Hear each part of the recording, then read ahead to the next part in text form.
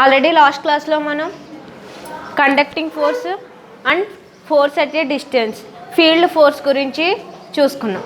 Next వచ్చి net force. Net force means total force. ఒక object మీద అప్లై అయ్యే టోటల్ ఫోర్స్ని మనం ఏమంటామంటే నెట్ ఫోర్స్ అంటాం. సపోజ్ ఒక డస్టర్ తీసుకున్నాం అనుకోండి, దాన్ని టేబుల్ మీద పెట్టాం, డస్క్ మీద పెట్టాం, దాని మీద ఏమన్నా ఫోర్స్ అప్లై అవుతుందా? అప్లై అయితే ఆబ్జెక్ట్ అనేది మూవ్ అవుతుంది. సో ఫోర్స్ అప్లై చేయడం వల్ల ఏమవుతుంది? ఆబ్జెక్ట్ మూవ్ అవుతుంది అని చెప్పి అనుకున్నాం. సో ఆబ్జెక్ట్ ఏమవుతుంది? డస్టర్ అనేది డస్క్ మీద పెడుతున్నప్పుడు మూవ్ అవుతుందా? అవ్వట్లేదు. అంటే దాని మీద ఏం ఫోర్స్ అప్లై అవ్వట్లేనట్టు అర్థమా? కాదు. కానీ అక్కడ ఫోర్స్ అనేది అప్లై అవుతుంది. ఆ డస్క్ మీద ఉన్న డస్టర్ మీద ఫోర్స్ అనేది, ఏదైనా ఆబ్జెక్ట్ మీద ఫోర్స్ అనేది అప్లై అవుతుంది. ఏ ఫోర్స్ అప్లై అవుతుంది? ఎర్త్ మీద ఉన్న ఏ ఆబ్జెక్ట్ మీద ఉన్న మనకి గ్రావిటేషనల్ ఫోర్స్ అనేది అప్లై అవుతుంది. సిమిలర్లీ ఇక్కడ మనకి ఆల్రెడీ మనం చదువుకున్న నార్మల్ ఫోర్స్ అనేది గ్రావిటేషనల్ ఫోర్స్కి ఎగెనెస్ట్గా 90 డిగ్రీస్లో అప్లై అవుతుంది అని చెప్పేసి అనుకున్నాం. సో ఇక్కడ నార్మల్ ఫోర్స్ అనేది ఏం చేస్తుంది? అప్వర్డ్స్ యాక్ట్ చేస్తుంది. గ్రావిటేషనల్ ఫోర్స్ డౌన్వర్డ్స్ యాక్ట్ చేస్తుంటే దానికి ఆపోజిట్ డైరెక్షన్లో నార్మల్ ఫోర్స్ అనేది అప్వర్డ్స్ యాక్ట్ చేస్తుంది.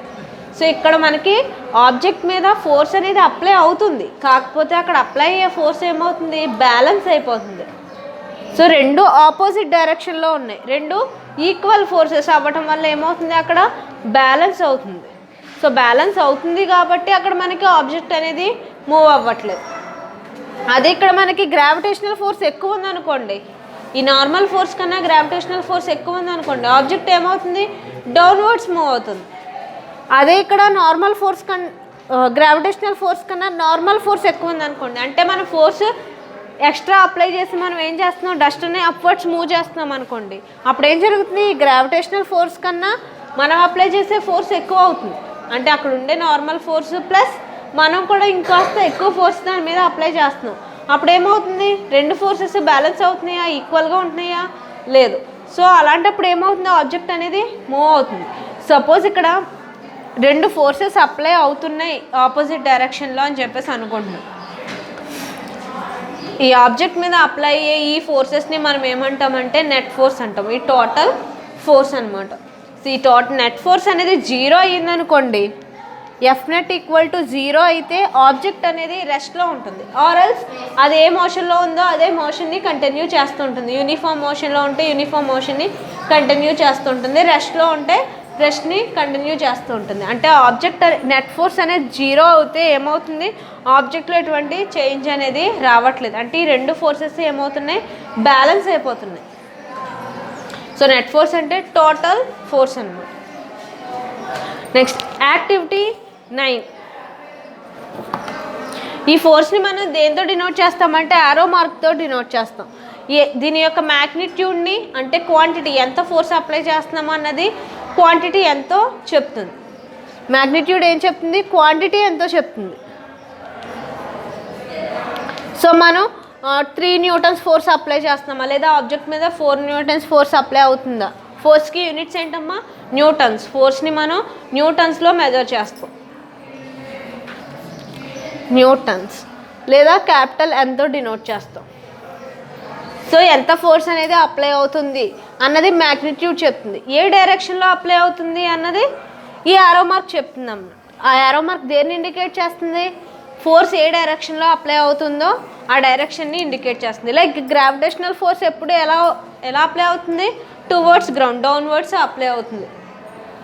దీనికి ఆపోజిట్గా నార్మల్ ఫోర్స్ అప్లై అయితే ఎలా ఉంటుందమ్మా? అది గ్రావిటేషనల్ ఫోర్స్కి ఆపోజిట్గా తీసుకున్నాం మనం నార్మల్ ఫోర్స్ అనేది. ఈ సిచ్యువేషన్లో మాత్రమే గ్రావిటేషనల్ ఫోర్స్కి ఆపోజిట్ డైరెక్షన్లో అప్లై అవుతుంది. సో ఈ యారో మార్క్ దేన్ని ఇండికేట్ చేస్తుంది? ఫోర్స్ ఏ డైరెక్షన్లో ఉందో ఆ డైరెక్షన్ని ఇండికేట్ చేస్తుంది. ఈ యారో హెడ్ ఏ డైరెక్షన్లో ఫోర్స్ అప్లై అవుతుందో ఆ డైరెక్షన్ని ఇండికేట్ చేస్తుంది. నెక్స్ట్ వచ్చి activity number 9.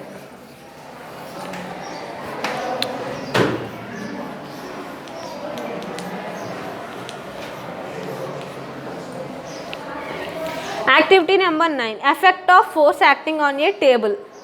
Effect of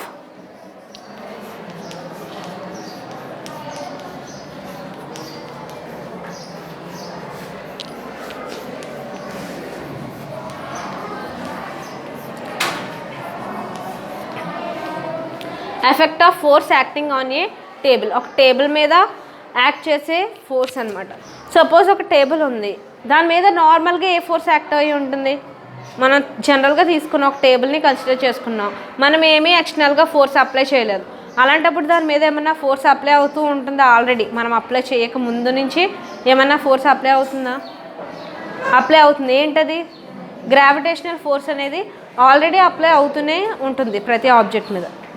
suppose మనం ఇప్పుడు ఆ టేబుల్ని మూవ్ చేస్తున్నాం అనుకోండి, టేబుల్ని మూవ్ చేయడానికి ట్రై చేస్తున్నాం. సో కాస్త ఫోర్స్ యూజ్ చేసి మనం ఏం చేస్తున్నాం, ముందుకో వెనక్కో దాన్ని మూవ్ చేస్తున్నాం. మూవ్ చేస్తూ ఉంటే ఏమవుతుంది, మనం కొంచెం ఎక్కువ ఫోర్స్ అప్లై చేస్తే టేబుల్ మూవ్ అవుతుంది, అవునా? అంటే ఇక్కడ మనం అప్లై చేసే ఫోర్స్ ఏం చేస్తుంది, గ్రావిటేషనల్ ఫోర్స్ కన్నా ఎక్కువ అప్లై చేయవలసి వస్తుంది. అంటే గ్రావిటేషనల్ ఫోర్స్ని ఓవర్కమ్ చేసి అంత ఫోర్స్ని మనం అప్లై చేయవలసి వస్తుంది. అదే ఇక్కడ మనం ఒకళ్ళు కాదు, ఇద్దరు కలిసి ఒకే టేబుల్ని మూవ్ చేస్తున్నారు అనుకోండి, మీరు మీ ఫ్రెండ్ కలిసి ఒకే టేబుల్ని మూవ్ చేస్తున్నారు అనుకోండి, అప్పుడు మనం కొంచెం ఫోర్స్ అప్లై చేసినా ఏమవుతుంది, టేబుల్ అనేది మూవ్ అవుతుంది. ఎందుకంటే ఇద్దరు ఉన్నారు కాబట్టి అంత కష్టపడి మూవ్ చేయక్కర్లేదు, కాస్త ఈజీగా మూవ్ అవుతుంది టేబుల్ అనేది. అంటే ఇక్కడ మనకి టోటల్ నెట్ ఫోర్స్ ఏమవుతుంది, F net equal to, suppose మీరు అప్లై చేసే ఫోర్స్ F1 అనుకోండి, మీ ఫ్రెండ్ అప్లై చేసే ఫోర్స్ F2 అనుకోండి, నెట్ ఫోర్స్ ఈక్వల్ టు ఏమవుతుంది, F1 plus F2.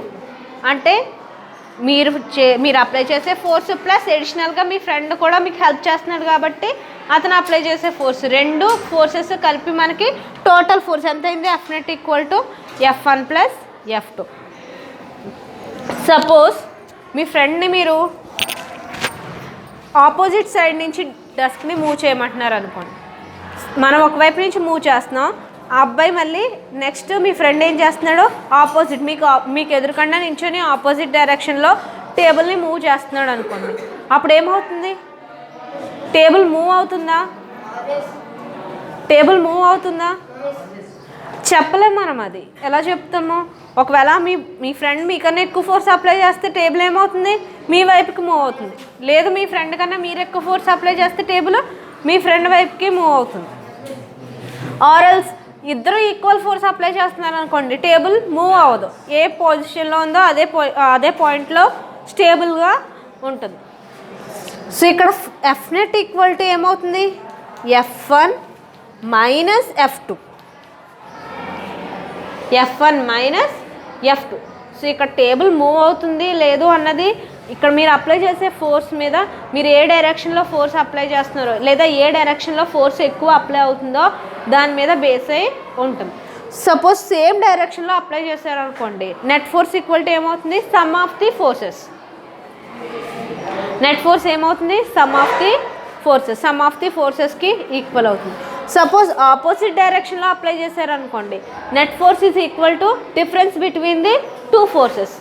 Net force దేనికి ఈక్వల్ అవుతుంది, ఆ రెండు ఫోర్సెస్ యొక్క డిఫరెన్స్కి ఈక్వల్ అవుతుంది. సప్రాక్షన్, ఒక ఫోర్స్ నుంచి ఇంకో ఫోర్స్కి తీసేస్తే ఆ రిమైనింగ్ సప్రాక్షన్ ఫోర్స్ మనం ఎంత ఫోర్స్ అప్లై చేస్తామన్నది లేదా ఆబ్జెక్ట్ అనేది ఎంత డిస్టెన్స్ మూవ్ అవుతుంది అన్నది డిపెండ్ అయి ఉంటుంది.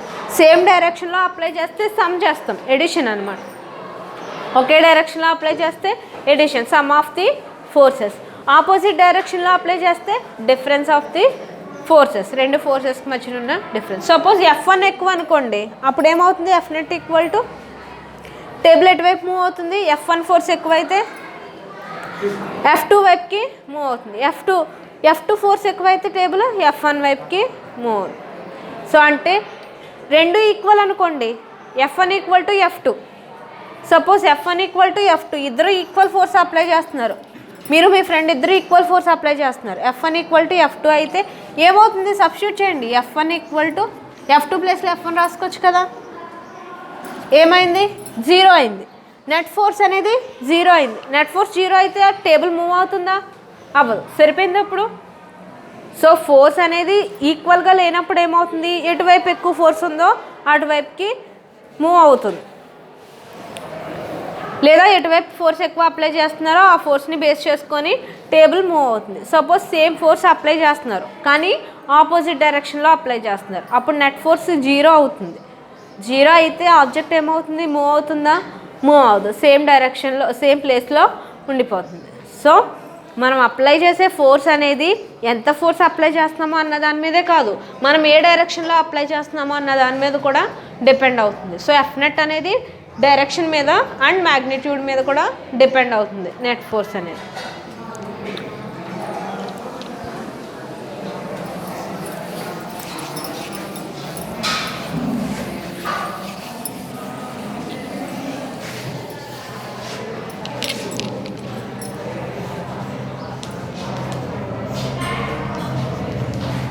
ఎఫ్ నెట్ ఈక్వల్ టు ఏమవుతుంది ఇప్పుడు చెప్పండి, F1 ప్లస్ F2 రెండు ఏ డైరెక్షన్లో ఉన్నాయి, సేమ్ డైరెక్షన్లో ఉన్నాయి. So net force equal to ఏమవుతుంది, F1 ప్లస్ F2.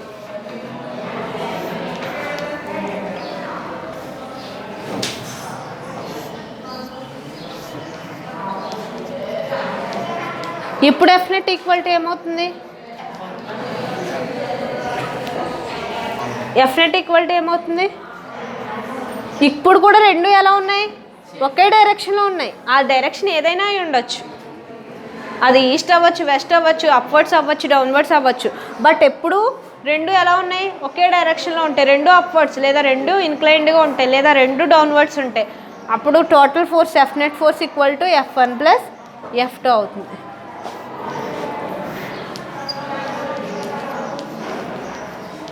ఇప్పుడు ఎఫ్ నెట్ ఈక్వల్ టు ఏమవుతుంది, F1 minus F2, F1 minus F2. ఎందుకు, రెండు ఆపోజిట్ డైరెక్షన్లో ఉన్నాయి కాబట్టి F net equal to F1 minus F2. ఇది కూడా ఆపోజిటే కదా, ఇప్పుడు కూడా ఇది ఈ డైరెక్షన్కి మూవ్ అవుతుంది, ఇది రైట్ సైడ్ మూవ్ అవుతుంది, ఇది లెఫ్ట్ సైడ్ మూవ్ అవుతుంది, రెండు ఆపోజిట్ డైరెక్షన్లో మూవ్ అవుతున్నాయి కదా. ఇప్పుడు కూడా ఎఫ్ నెట్ ఈక్వల్ టు ఏమవుతుంది, F1 minus F2. So total force F net force is equal to the sum of the forces when same direction, when force applied on same direction is equal to difference of the forces when force applied on opposite direction. Opposite direction లో apply చేస్తే డిఫరెన్స్కి equal అవుతుంది, same డైరెక్షన్లో apply చేస్తే force అనేది ప్లస్కి equal అవుతుంది.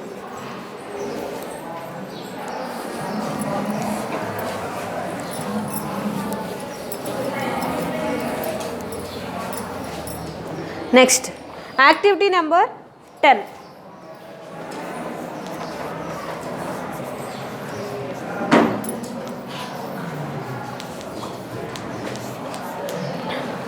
Activity number 10.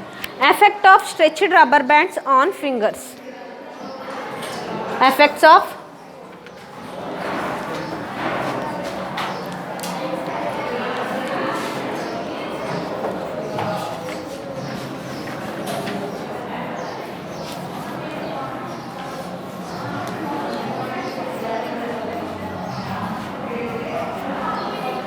So fingers మీద మనం rubber band stretch చేసాం అనుకోండి, స్ట్రెచ్ చేయడం అంటే ఒక రబ్బర్ బ్యాండ్ తీసుకొని మనం ఫింగర్స్తో స్ట్రెచ్ చేస్తున్నాం అనుకోండి, ఏమవుతుంది, నార్మల్గా అయితే ఆ రబ్బర్ బ్యాండ్లో ఎటువంటి ఫోర్సు ఉండదు, మనం ఎటువంటి ఫోర్స్ ఫీల్ అవ్వం. అదే రబ్బర్ బ్యాండ్ స్ట్రెచ్ చేస్తున్నాం అనుకోండి, పుల్ చేస్తున్నాం అనుకోండి, ఏమవుతుంది, మనం ఫోర్స్ అప్లై చేస్తున్నాం, దాని ఎఫెక్ట్ మనకి తెలుస్తుంది కదా. స్ట్రెచ్ చేసిన రబ్బర్ బ్యాండ్, సపోజ్ కళ్ళు మూసుకొని మీరు ఒక రబ్బర్ బ్యాండ్ మీకు పెట్టామనుకోండి, దాని యొక్క ఎఫెక్ట్ మీకు తెలుస్తుంది కదా. అలా మీరు number of rubber bands increase చేసుకుంటూ వచ్చారనుకోండి, ఫస్ట్ ఒక రబ్బర్ బ్యాండ్ స్ట్రెచ్ చేశారు, నెక్స్ట్ రెండింటిని కలిపి స్ట్రెచ్ చేశారు, నెక్స్ట్ 3 రబ్బర్ బ్యాండ్స్ని కలిపి స్ట్రెచ్ చేశారు, ఏమవుతుంది, రబ్బర్ బ్యాండ్స్ నెంబర్ పెంచే కొద్ది ఇక్కడ అప్లై అయ్యే ఫోర్స్ కూడా ఏమవుతుంది, పెరుగుతూ ఉంటుంది, అవునా. అంటే ఒకే డైరెక్షన్లో మనం అప్లై చేస్తూ ఉన్నప్పుడు ఏమవుతుంది, ఫోర్స్ అనేది సమ్కి ఈక్వల్ అవుతుంది. నెట్ ఫోర్స్ అనేది దేనికి ఈక్వల్ అవుతుంది, మనం అప్లై చేసిన అన్ని ఫోర్సెస్ యొక్క సమ్కి ఈక్వల్ అవుతుంది.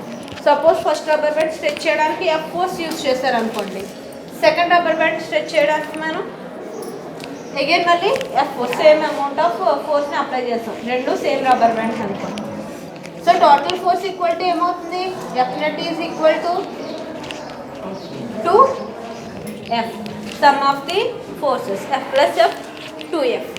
So units of force, force యొక్క యూనిట్స్ ఏంటమ్మా, యూనిట్స్ ఆఫ్ ఫోర్స్, ఫోర్స్ యొక్క యూనిట్స్ ఏంటి,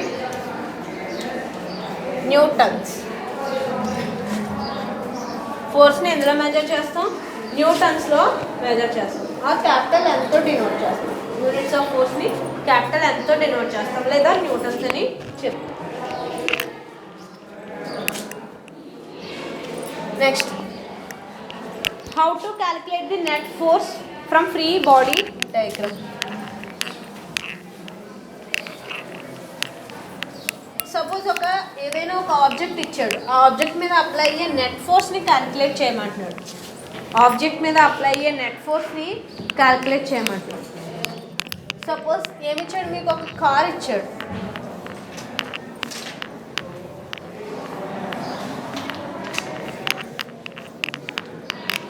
ఒక కార్ ఇచ్చాడు, ఆ కార్ మీద అప్లై అయ్యే ఫోర్సెస్ ఏంటో చెప్పండి. సపోజ్ కార్ ఈ డైరెక్షన్లో మూవ్ అవుతుంది అనుకోండి. ఒక మూవింగ్ కార్ ఇచ్చాడు మీకు, ఈ డైరెక్షన్లో మూవ్ అవుతుంది కార్ అనేది. కార్ మీద మనకి ఏ ఫోర్స్ అప్లై అవుతుంది, గ్రావిటేషనల్ ఫోర్స్ అప్లై అవుతుంది.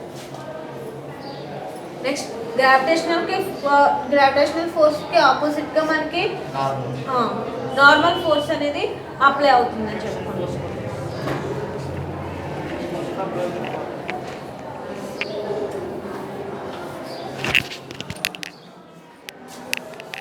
సో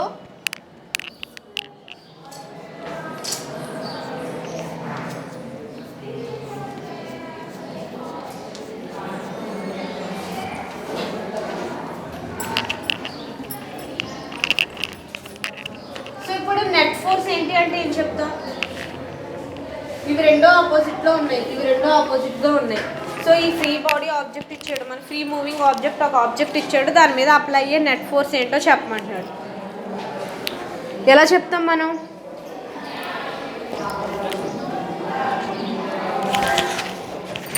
ఫస్ట్ మనకి 2 డైరెక్షన్స్ ఉంటాయి కదా, ఎక్స్ యాక్సిస్లోని వై యాక్సిస్లోని. ఫస్ట్ ఎక్స్ డైరెక్షన్లో ఎంత ఫోర్స్ అప్లై అవుతుంది, వై డైరెక్షన్లో ఎంత ఫోర్స్ అప్లై అవుతుందో చూడాలి. ఎందుకంటే ఈ రెండు అంటే ఆపోజిట్గా ఉన్నాయి లేదా ప్యారలల్గా ఉన్నాయి అని చెప్తున్నాం. ఈ రెండు ఆపోజిట్గా ఉన్నాయి, ప్యారలల్గా ఉన్నాయని చెప్తున్నాం. మరి వీటి సంగతి ఏంటి, సో ఈ రెండు ఎలా ఉన్నాయి, N2F రెండు ఎలా ఉన్నాయి కదా. ఇలా చెప్పాలి అంటే మనకు ముందు ఫోర్సెస్ని టూ డైరెక్షన్స్లో డివైడ్ చేస్తాం. ఎక్స్ యాక్సిస్లో ఎంత నెట్ ఫోర్స్ అప్లై అవుతుంది, వై యాక్సిస్లో ఎంత నెట్ ఫోర్స్ అప్లై అవుతుందో డివైడ్ చేసుకొని ఎక్స్ యాక్సిస్లో ఎంతో వై యాక్సిస్లో ఎంతో ఫైండ్ అవుట్ చేద్దాం. సో ఎక్స్ అండ్ వై యాక్సిస్లో చూద్దాం. ఫస్ట్ ఎక్స్ డైరెక్షన్లో ఏ ఫోర్సెస్ అప్లై అవుతున్నాయి, కార్ ఇట్ సైడ్ మూవ్ అవుతుంది, ఎఫ్ అనే ఫోర్స్తో మూవ్ అవుతుంది. కార్ ఇట్ సైడ్ ఎఫ్ అనే ఫోర్స్తో మూవ్ అవుతుంది. ఖచ్చితంగా టైర్స్కి ఎగైనెస్ట్గా అంటే మూవింగ్ ఆబ్జెక్ట్కి ఎగైనెస్ట్గా ఏ ఫోర్స్ అప్లై అవుతుంది, గ్రౌండ్ మీద ఫ్రిక్షనల్ ఫోర్స్ అప్లై అవుతుంది. సో దాన్ని స్మాల్ ఎఫ్ అనుకోండి. సో ఇక్కడ రెండు ఎలా ఉన్నాయి, ఒకదానికొకటి ఆపోజిట్గా ఉన్నాయి. ఎఫ్ నెట్ ఇన్ ఎక్స్ డైరెక్షన్లో, ఎఫ్ నెట్ ఇన్ ఎక్స్ డైరెక్షన్లో ఏమవుతుంది, ఎఫ్ మైనస్ స్మాల్ ఎఫ్. రెండు ఆపోజిట్గా ఉన్నాయి కాబట్టి ఎఫ్ మైనస్ స్మాల్ ఎఫ్ అని తీసుకుంటాం. నెక్స్ట్ ఏంటి, వై యాక్సిస్లో చూడండి. ఎఫ్ నెట్ ఇన్ వై డైరెక్షన్లో అప్లై అయ్యే నెట్ ఫోర్స్, వై డైరెక్షన్లో అప్లై అయ్యే నెట్ ఫోర్స్ ఏముంది, వై డైరెక్షన్లో ఎన్ని ఫోర్సెస్ ఉన్నాయి, 3 ఫోర్సెస్ ఉన్నాయి. N1 W N2. N1 N2 ఎలా ఉన్నాయి, సేమ్ డైరెక్షన్లో ఉన్నాయి. సో ఏమవుతుంది, F net equal to N1 plus N2. W ఎలా ఉంది, ఆపోజిట్గా ఉంది. So N1 plus N2 minus W. So first ఒకే డైరెక్షన్లో ఉన్న ఫోర్సెస్ని సమ్ చేస్తాం, ఆపోజిట్ డైరెక్షన్ ఉన్న ఫోర్సెస్ని దాంట్లోంచి సపరేట్ చేసేస్తాం. సో ఏదైనా ఒక ఫ్రీ మూవింగ్ ఆబ్జెక్ట్ ఇచ్చాడు అనుకోండి, దాని యొక్క నెట్ ఫోర్స్ క్యాలిక్యులేట్ చేయాలి అంటే మనం ఫస్ట్ ఎక్స్ డైరెక్షన్స్లో దాని మీద ఏ ఫోర్సెస్ అప్లై అవుతున్నాయి, ఏ డైరెక్షన్లో అప్లై అవుతున్నాయి చూసుకోవాలి. నెక్స్ట్ వై యాక్సిస్లో ఏ ఫోర్సెస్ అప్లై అవుతున్నాయి, ఏ డైరెక్షన్లో అప్లై అవుతున్నాయో చూసుకోవాలి. దాన్ని బట్టి మనం నెట్ ఫోర్స్ని క్యాలిక్యులేట్ చేస్తాం. సో ఇక్కడ మనకి ఇచ్చిన ఆబ్జెక్ట్లో ఎక్స్ యాక్సిస్లో ఏ ఫోర్స్లు అప్లై అవుతున్నాయి, capital F, small F. So రెండు ఆపోజిట్ డైరెక్షన్లో ఉన్నాయి కాబట్టి ఏం చేయాలి, సబ్ట్రాక్షన్ చేయాలి. అదే రెండు సేమ్ డైరెక్షన్లో ఉంటే ఏం చేయాలి, ఎడిషన్ చేయాలి. అదే వై యాక్సిస్లో తీసుకుంటే n1 n2 ఏమవుతుంది, సేమ్ డైరెక్షన్లో అప్లై అవుతున్నాయి. సో n1 ప్లస్ n2 చేస్తుంది. నెక్స్ట్ W అనేది ఏం చేస్తుంది, n1 n2కి ఆపోజిట్ డైరెక్షన్లో అప్లై అవుతుంది. So n1 plus n2 minus W. So net force is equal to net force in y direction n1 plus n2 minus W.